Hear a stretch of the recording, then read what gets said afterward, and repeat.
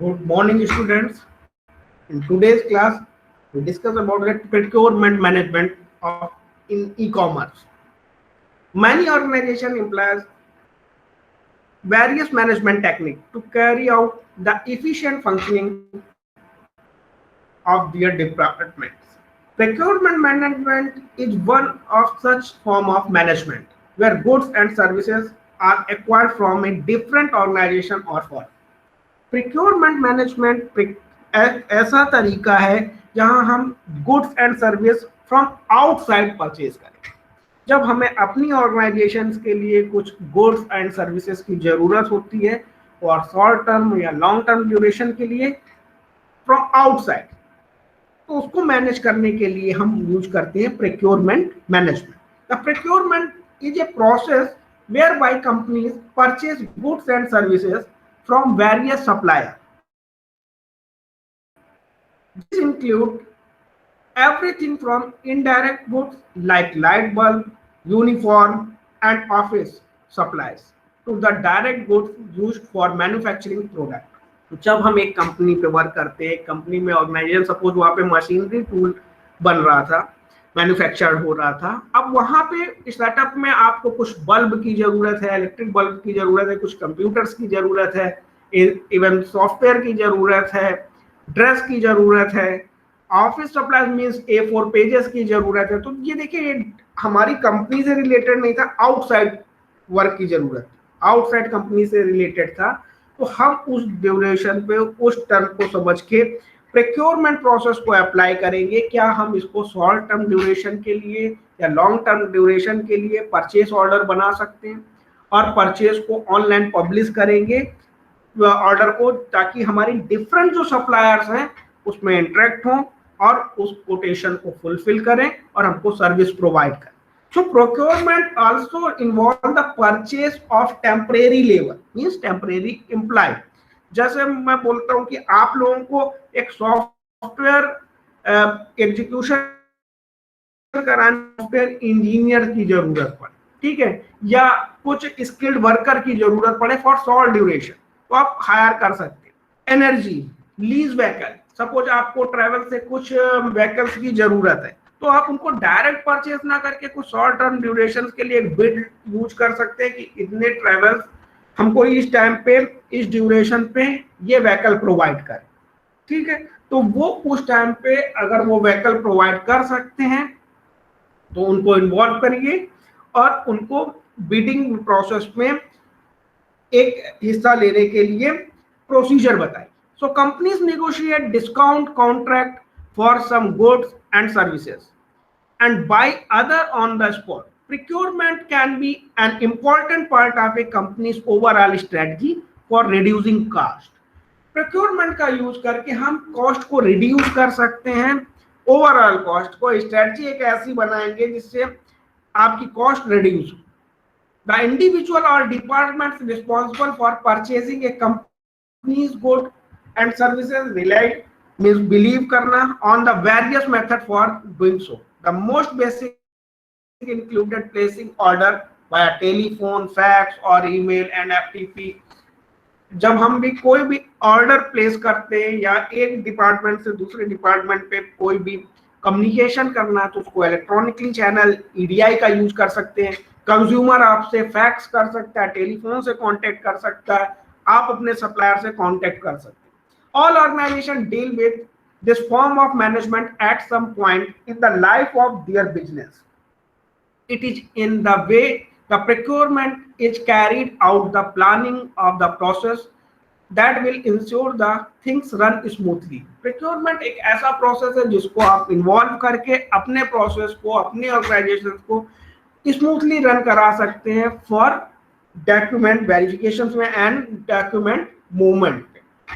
But with many other management technique is use. जब हमारे पास बहुत सारी टेक्निक यूज होती हैं तो क्या हम प्रोक्योरमेंट मैनेजमेंट को यूज करना जरूरी है? तो ये क्वेश्चन आपसे पूछा जाता है, is there any special reason to use this particular form of management to acquire goods and services? क्या ये जरूरी है, कोई एक स्पेशल रीजन है कि आप पर्टिकुलर फॉर्म के लिए, पर्टिकुलर गुड्स एंड सर्विसेज के लिए, मैनेजमेंट के लिए ये प्रोसेस अप्लाई करें? तो इसका आंसर होगा यस। ये इसलिए इसका आंसर होगा क्योंकि प्रोक्योरमेंट मैनेजमेंट का यूज करके आप कॉस्ट इफेक्टिव कर सकते हैं। आप हर एक चीजों को एक ट्रांसपेरेंट वे में यूज कर सकते हैं। Procurement is known to help an organization to save much of the money spent when purchasing goods and services from outside. It also has several other advantages. अब सपोज आपका ई कॉमर्स प्लेटफॉर्म है, ये website के through आप procurement management करना चाहते हैं, तो आज मुझको किसी सपोज कंप्यूटर्स की जरूरत पड़ी, मेरी ऑर्गेनाइजेशन में मुझे 50 कंप्यूटर्स की जरूरत पड़ी, तो मैं एक कोटेशन तैयार करवाऊंगा और उस पर लिखूंगा कि 50 कंप्यूटर की मुझको जरूरत है और क्या इसकी क्या कॉस्ट होगी। तो ये ऑफर मैं अपनी कंपनी की वेबसाइट में लॉन्च करूंगा। अब जितने भी सप्लायर होंगे वो 50 कंप्यूटर्स मुझको देने में कैपेबल होंगे, उस ऑर्डर को वो वहां पे सबमिट करेंगे और उस प्रोसेस को इन्वॉल्व करेंगे। उस प्रोसेस को यूज करने के बाद वो बिडिंग प्रोसेस पे अपने डॉक्यूमेंट्स को अपलोड करेंगे। तो ये देखिए यहाँ पे क्या हुआ कि एक तो सेवरल पार्टिसिपेंट्स हमको मिल जाएंगे, हमको किसी एक ऑर्गेनाइजेशन से बात नहीं करनी पड़ेगी। ई कॉमर्स प्लेटफॉर्म का यूज करके या इलेक्ट्रॉनिक वे का यूज करके आपके पास डिफरेंट टाइप के सप्लायर्स होंगे और वहां पे भी आप ये जज कर सकते हैं कि किसकी कॉस्ट कम है, कौन कंपनी अच्छी तरीके से सर्विस प्रोवाइड कर रही है, कौन सप्लायर बेस्ट पॉसिबल सॉल्यूशंस हमको प्रोवाइड कर रहा है, जो हमारी कंडीशन है उसको वो फुलफिल कर रहे हैं कि नहीं कर रहे हैं, कॉन्ट्रैक्ट कितने मंथ का है, कितने ईयर का है, वो सब कोटेशन में डिफाइन होगा। So how does procurement management work? Procurement management कैसे वर्क करता है?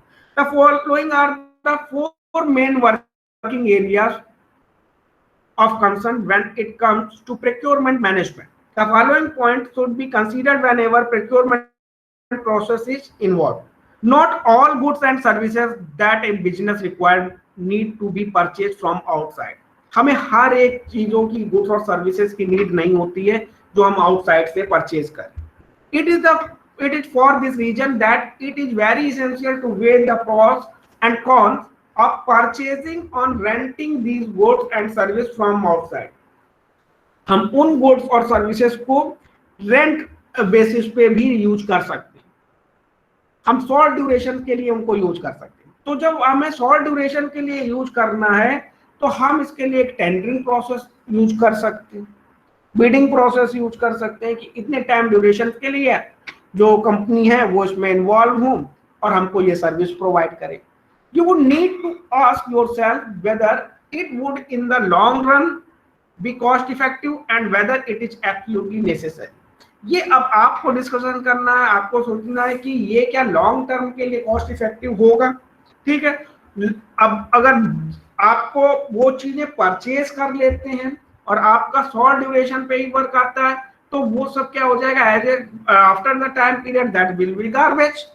तो ये आपको चेक करना है क्या हमें कॉस्ट इफेक्टिव है, और कॉस्ट इफेक्टिव कैसे होगा? जब आप एक ऑनलाइन बिडिंग प्रोसेस अप्लाई करेंगे तो different types of suppliers interact होंगे, जिसकी कॉस्ट आपको ठीक लग रही है, मिनिमम लग रही है, उसको आप सेलेक्ट कर सकते हैं।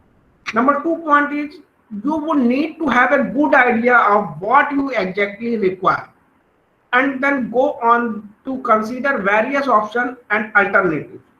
अब आपके पास वेरियस ऑप्शन है, अल्टरनेटिव्स अवेलेबल हैं जिनको आप सेलेक्ट कर सकते हैं। Although there may be several suppliers who provide the same goods and services, careful research would show you who of these suppliers will give you the best deal for your organization. अब यहाँ पे आपको थोड़ा सा careful होना है, research करनी है कि कौन सा सप्लायर आपको बेस्ट सोल्यूशन प्रोवाइड कर सकता है। You can definitely call for some kind of bidding for your requirement by these vendors and use a selection criteria to select the best provider. After the quotation you publish on a website, you can interact all the suppliers. अब आप एक bidding process का use करेंगे, उस bidding process में अपना quotation लिख देंगे कि ये सर्विस मुझको चाहिए, और जो आपके सप्लायर्स हैं वो उस बिडिंग प्रोसेस में पार्टिसिपेट करेंगे और अपनी कोटेशन इंसर्ट करेंगे। जो कोटेशन और जो कंपनी आपको ठीक लगेगी उसको आप सेलेक्ट करेंगे। This is the second step. The third step is typically would be to call for bids. During this step, the different supplier will provide you with quotes. जब आप बिडिंग प्रोसेस इन्वॉल्व करते हैं तो different type of supplier interact होंगे, आपकी website से participate करेंगे। This stage is similar to that of choosing projects, as you would need to consider different criteria. Apart from just the cost, to finally decide on which supplier you would want to go. आप जब पूरा process हो जाएगा उसके बाद आपको select करना है कि किस सप्लायर के साथ आप जाना चाहेंगे, मीन्स उसको सेलेक्ट करेंगे। After the evaluation process you would be able to select the best supplier. जब आप इवैल्यूएट कर लेंगे जो कॉस्ट इफेक्टिव होगा, जो आपको उस टाइम ड्यूरेशन पे गुड सर्विसेज प्रोवाइड कर पाएगा, उसको आप सेलेक्ट करेंगे। You would then need to move on to the step of discussing what should go into the contract.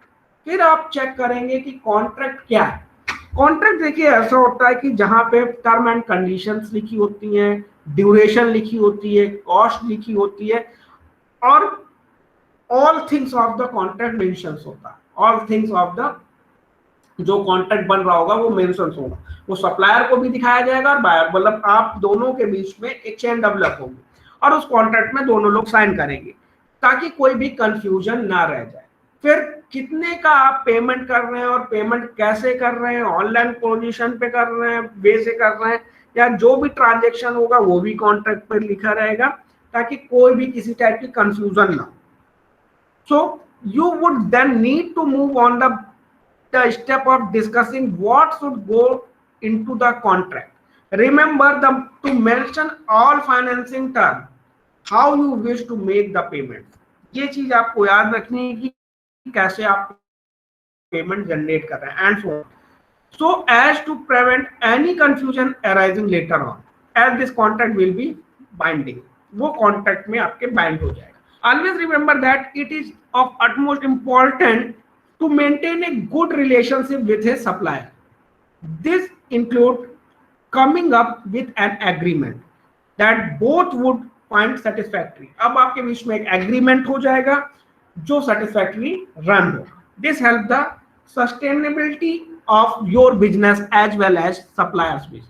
ये आपके बिजनेस को तो ग्रोथ देगा ही, सप्लायर का बिजनेस भी ग्रोथ होगा क्योंकि वो आपको एक सर्विस प्रोवाइड कर रहा है, उसको कॉस्ट पेमेंट कर रहे हैं। These 4 simple steps would help you acquire your goods easily and quickly without much hassle, but always require careful consideration at each stage. ये प्रोसेस तो ठीक है लेकिन आपको केयरफुल रहना है ईच स्टेज पे, मींस आपकी टर्म और कंडीशन, आपका कॉन्ट्रैक्ट वेल प्लान प्रिपेयर्ड हो। ठीक है, इसके लिए मैं नेक्स्ट प्रोसेस बताने जा रहा हूँ। Making the process work efficiently in order to ensure that everything goes well through to the end, you would have to keep track of the progress of procurement. आपको ये चेक करना है कि जो इसका लास्ट एंडिंग तक हो तो वो अच्छी तरीके से मेंटेन हो और इजीली रन हो जाए। This would mean that you should keep checking on the suppliers in order to ensure that they are a bidding by the term of the contract and will be able to supply you with the goods and services by the deadline. आपकी deadline तक वो आपका supplier service provide कर रहा है कि नहीं कर रहा। Should there be any discrepancy, मतलब कहीं पे भी कुछ भी डिस्क्रिपेंसी मतलब होता है कि अलग हो रहा, ठीक है, जहां पे भी कंफ्यूजन क्रिएट हो गई, अगर कहीं से उसने कुछ गुड्स और सर्विसेज में डाउटफुल केसेस क्रिएट कर दिए और any issue, you should always let the supplier know by means of the method of communication decided on at the time of making the contract. तो कॉन्ट्रैक्ट आपका ऐसा तैयार होना चाहिए जिसमें कोई भी डिस्क्रिपेंसी ना हो, कोई भी डाउट ना हो और दोनों के सिग्नेचर हो। The organization must always be willing and open to change. देखिए जब भी आप कॉन्ट्रैक्ट निकालते हैं, कभी कभार आप जब सर्विसेज पे भी जाएंगे तो बोलते हैं अगर इस टाइम पीरियड तक आपकी सर्विस अच्छी तरीके से दे रहे हैं तो ठीक है, अदरवाइज मैं चेंज भी कर सकता हूँ। This is in respect of all changes required in order to ensure the efficiency of the process. These changes could be in the form of technological advancement and even changes to the workforce among other changes. In the term of technology, अब technology की बात करते हैं, any new equipment and machinery required to handle these goods may need to be purchased. जब हम technology की बात करते हैं कि कोई नया मशीन, कोई नया इक्विपमेंट रिक्वायर्ड है कि गुड्स और सर्विसेज, जो गुड्स हमको, दिस गुड्स में नीड टू बी परचेज, तो हमको रिक्वायरमेंट ये चेक करनी क्या लॉन्ग टर्म ड्यूरेशन के लिए, तो उसको हम परचेज करें, ठीक है. Similarly with regard to the workforce, you would need to the employ workers who are highly skilled and trained when it comes to dealing directly with supplier. Suppose एक software आपने किया है, सॉफ्टवेयर एग्जीक्यूशन के लिए software engineer आपको सब बता जाएंगे, एग्जीक्यूशन मोड बता जाएंगे, कैसे रन होगा ये बताया जाए. अब कहीं पे प्रॉब्लम आ रही है तो कस्टमर सपोर्ट भी प्रोवाइड करें, ठीक है. तो वो हाईली स्किल्ड जो वर्कर्स होंगे, हाईली स्किल्ड और ट्रेंड लोग ही इन्वॉल्व करने. It is always the best for an organisation to have different teams within who are specialise in different field. जब आप प्रोक्योरमेंट मैनेजमेंट यूज करते हैं तो आपको डिफरेंट टाइप की टीम बनानी है जो स्पेशलाइज्ड हो डिफरेंट फील्ड, ठीक है. आपको ये बताने में हेल्प करें कि नहीं ये हमको लॉन्ग टर्म के लिए लेना है, परचेज करना है, या शॉर्ट ड्यूरेशन के लिए लेना है, इसको बिडिंग प्रोसेस में रखना है, इसको बिडिंग प्रोसेस में नहीं रखना. Each team could then deal with the relevant areas of buying and will also have the expertise required. For example, those who have experience buying machinery may not have the same skill when it comes to getting particular services from another organization. जैसे कुछ लोग हैं जो buying machinery खरीदने में तो expertise है, experience है, बट सेम स्किल्स हर एक डिपार्टमेंट में नहीं है उनकी. तो पर्टिकुलर सर्विसेज या ऑर्गेनाइजेशंस के लिए आप उनको अदर से हायर करें, ठीक है. वो ऐसे होंगे जो प्रोक्योरमेंट मैनेजमेंट में, इसीलिए मुझको स्किल्ड वर्कर चाहिए, हाईली स्किल्ड हो, टेक्नोलॉजी को समझते हो और उसके बाद उस प्रोसेस को अप्लाई करते हो. तो this process is called procurement. Now we discuss E procurement of your topic of your syllabus. What is the E procurement? जब कोई भी वर्क इलेक्ट्रॉनिकली होगा. प्रोक्योरमेंट में तो समझ में आया कि हमको आउटसाइड से कुछ गुड परचेज करनी थी, सर्विसेज लेनी थी फॉर शॉर्ट ड्यूरेशन या लॉन्ग ड्यूरेशन, तो हमने एक बिडिंग प्रोसेस लिया, टेंडरिंग प्रोसेस यूज किया.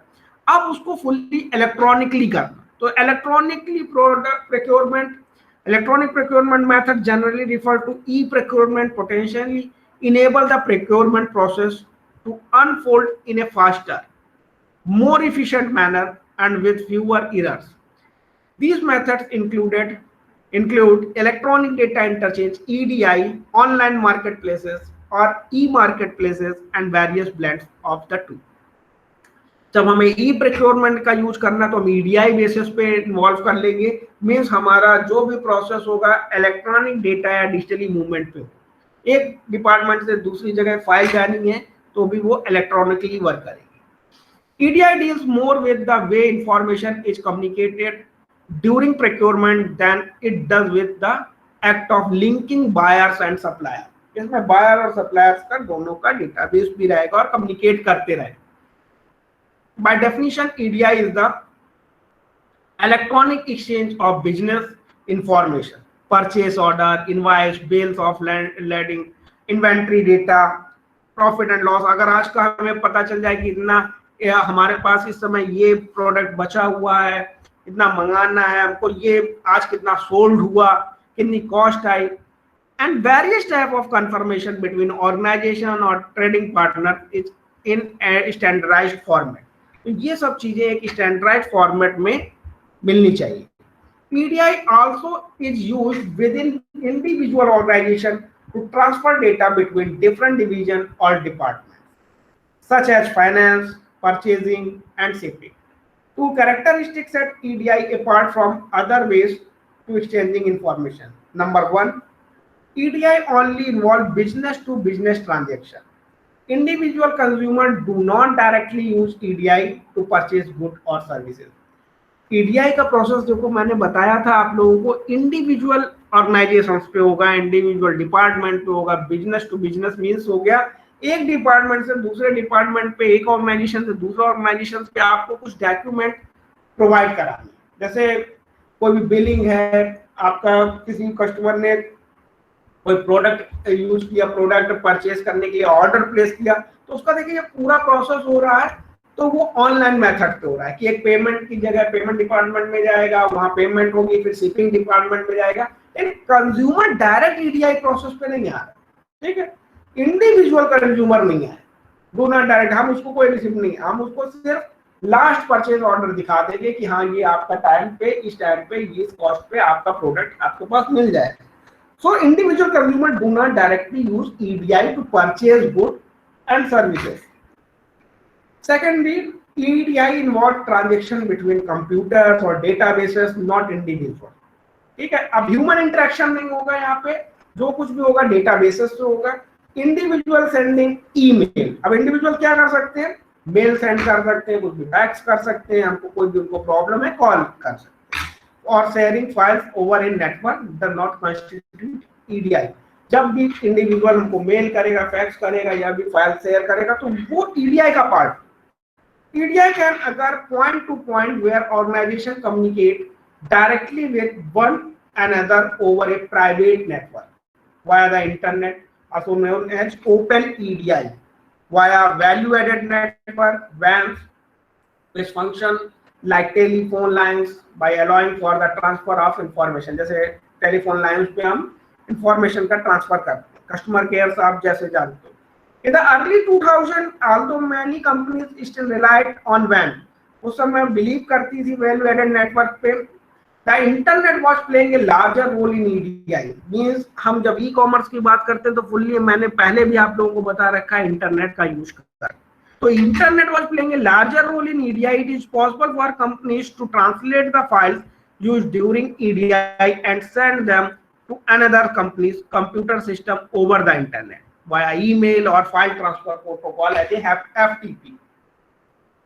Because it is an open network and access is not terribly expensive, using the internet for EDI can be more cost effective for companies with limited means। जैसे अगर आपको कहीं भी traditional system use कर रहे थे तो अपने डॉक्यूमेंट को पहुंचाने के लिए, यूजर तक, कस्टमर तक पहुंचाने के लिए वहां पे आपकी कॉस्ट ज्यादा लग रही थी। जब ऑनलाइन एक बार सेटअप हो गया, आपके पास डेवलप हो गया इंटरनेट का आर्किटेक्चर, तो आप अपने डॉक्यूमेंट को पहुंचाने के लिए, एक जगह से मूवमेंट कराने के लिए यूज करते नेट, तो ये कॉस्ट इफेक्टिव होगा। It has the potential to provide them with access to large companies who continue on large traditional EDI system।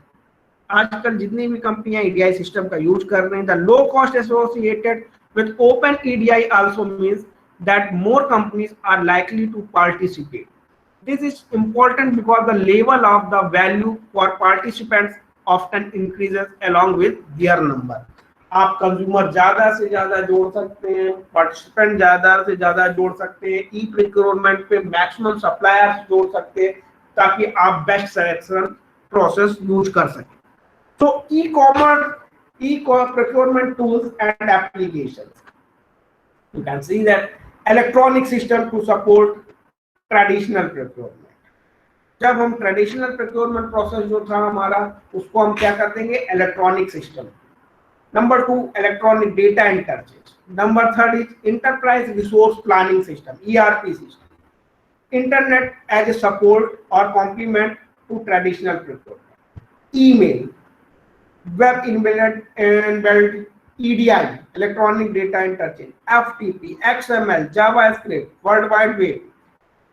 Internet tools and platform that replace traditional procurement. तो ये जो part आपको यहाँ से दिख रहे हैं, XML या वर्ल्ड वाइड वेब, ये सब क्या करते हैं, ये एक सॉफ्टवेयर को बनाने में भी हेल्प कर रहे हैं और वहां पे आपका इलेक्ट्रॉनिकली वेबसाइट रन कराने पे भी हेल्प कर रहे हैं। Okay, so these are the E procurement tools.